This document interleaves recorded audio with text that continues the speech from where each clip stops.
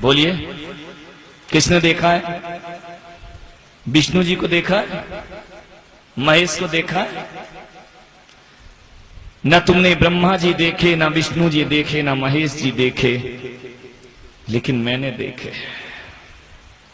मैंने ब्रह्मा भी देखे हैं, विष्णु भी देखे हैं और महेश भी देखे हैं। मुझे नहीं मालूम मेरे भाई कि ब्रह्मा इस जगत को पैदा करते हैं या नहीं करते हैं, लेकिन इतना तो मालूम है कि मुझे मेरी माँ ने पैदा किया है और मेरे लिए माँ ही ब्रह्मा हुआ करती है। मुझे नहीं मालूम कि विष्णु हमारा पालन करते हैं या नहीं करते हैं, लेकिन इतना तो तुम सब भी जानते हो कि माँ ने तुम्हारा पालन जरूर किया है, तुम्हें पाल पोस करके बड़ा किया है, इसलिए माँ ही ब्रह्मा है, माँ ही विष्णु है। और मुझे नहीं मालूम कि बुराइयों का अंत शिव महादेव करते हैं या नहीं करते हैं, लेकिन हर बच्चे की जीवन से बुराइयों को मिटाने वाली कोई है तो उसकी माँ हुआ करती है। ध्यान रखिए, माँ ही ब्रह्मा है, माँ ही विष्णु है और माँ ही महेश हुआ करती। माँ से बड़ा दुनिया में कोई नहीं हुआ करता है। इसलिए मैं आपसे कह रहा हूं कि सुबह उठ करके ब्रह्मा के मंदिर जाओ, विष्णु के मंदिर जाओ, महेश के मंदिर जाओ,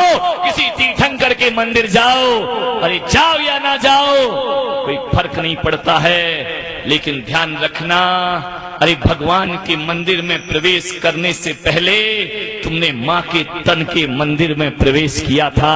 आपसे यही निवेदन है कि रोज सुबह उठकर जो माँ बाप के दर्शन कर लिया करता है उसे भगवान के दर्शन का पुण्य अपने आप प्राप्त हो जाया करता है। रोज सुबह उठ के माँ के चरण छुओ, आशीर्वाद लीजिए उनका।